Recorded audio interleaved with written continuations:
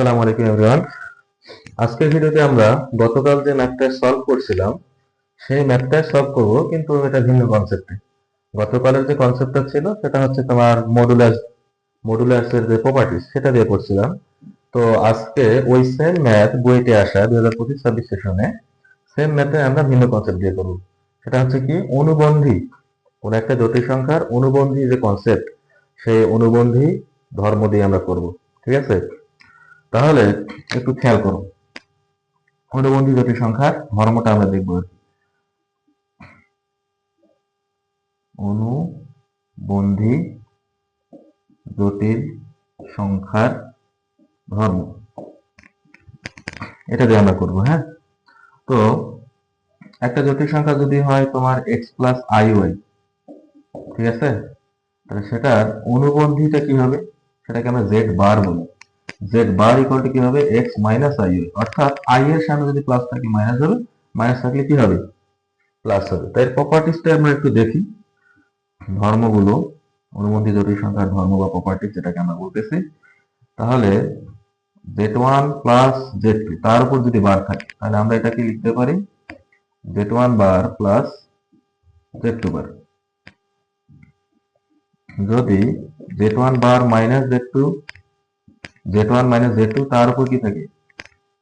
বার থাকে। এর অনুবন্ধী যদি বের করতে বলে, তাহলে এখানে z1 বার, এখানে মাইনাস z2 বার, আমরা এভাবে লিখব। ঠিক আছে, যদি গুণ আকারে থাকে z1 z2 দিয়ে তার উপর বার, তাহলে আমরা কি লিখতে পারবো? z1 বার ইন্টু কি z2 বার।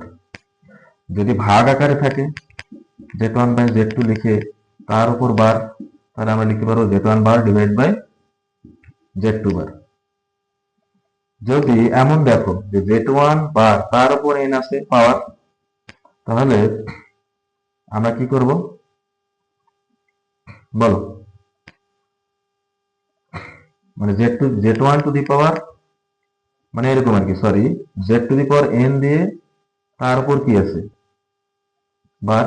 তাহলে আমরা লিখবো z বার লিখে তারপর কি পাওয়ার n। আমরা এভাবে করবো আর কি, বুঝছো?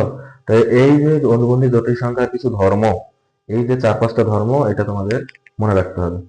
আমরা এই ম্যাথটা কিভাবে সলভ করবো এই এই ধর্ম দিয়ে? সলিউশন যদি করি, একটু খেয়াল করো, প্রবলেমটা কি আছে? 1 প্লাস আই, 1 মাইনাস 1, 1 প্লাস কত? 2i, 1 plus 3i, dot dot dot 1 plus ni equal to আবার আছে a প্লাস bi, তাই না? দেখো তো এগুলো কি আকারে আছে? গুণ আকারে আছে না? গুণ আকারে আছে না? তাহলে গুণ আকারে আছে কোন ধর্মে? 3 নাম্বার ধর্মটা। বুঝতে পারছে? বুঝছি আমরা। তা 3 নাম্বার যে প্রপার্টিসটা কি ছিল, যে z1 z2 তারপর বার যদি থাকে, তাহলে z1 বার ইন্টু কি z2 বার। তাহলে আমরা কি করব? উভয় পক্ষে এর অনুবন্ধী নিব। কি নিব? এটা আমরা 1 নম্বর ইকুয়েশন দিয়ে রাখবো, এর অনুবন্ধী জটিল সংখ্যা নিব।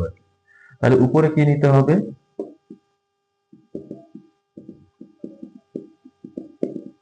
1 প্লাস ni ইকুয়াল টু কত? a plus bi। এর উপরে আমি বার নিলাম, এর উপরে কি নিলাম? বার, অর্থাৎ এর অনুবন্ধী জটিল সংখ্যা নিচ্ছি আমরা। তাহলে এখন এটা আলাদা আলাদা ভাবে আমরা লিখতে পারি। 1 প্লাস আই লিখে তার উপরে এইভাবে লিখতে পারি বার। 1 প্লাস কত? 2i লিখে তার উপর এইভাবে আমরা এর অনুবন্ধী নিব। আবার 1 প্লাস 3i লিখে তার উপর আমরা বার লিখতে পারি। ডট ডট ডট আবার 1 প্লাস ni লিখে তার উপর আমরা বার লিখবো। আবার a প্লাস bi তার উপর বার তো আছে। এর অনুবন্ধী জটিল সংখ্যাটা কি? ওই যে বলছি আমরা x প্লাস i এর i y যদি থাকে, জটিল অনুবন্ধী জটিল সংখ্যা কত হয়? x প্লাস i y, তাই না? এই যে x প্লাস কত? x প্লাস i y এরটা হবে x মাইনাস i y। তো সেম ভাবে 1 প্লাস i আছে, তাহলে এটা হবে 1 মাইনাস i, এটা হবে 1 মাইনাস 2i, এটা হবে 1 minus 3i, dot dot dot 1 minus ni, আর এটা কত হবে? a minus bi। এটা 2 নম্বর ইকুয়েশন। তাহলে 1 আর 2 আমরা যদি গুণ করে দেই, 1 আর 2 যদি আমরা কি করি? গুণ করে দেই, দেখো তো 1 প্লাস i আর 1 minus i, a square minus b square না? তাহলে কি হবে? a square minus b square, এটা হবে a স্কয়ার মাইনাস, তাহলে 2i কত? এটা হবে 4i square, a square minus 3 না, তাহলে 9i square, dot dot dot A square minus NI দিয়ে তারপর স্কোয়ার, আর এটা কত হবে এ স্কোয়ার মাইনাস বিআই দিয়ে তারপর স্কোয়ার। তাহলে এখানে আই স্কোয়ার মাত্র জানি আমরা -1, তাহলে মাইনাস মাইনাস কি আছে প্লাস, তাহলে 2 হয়ে যাচ্ছে।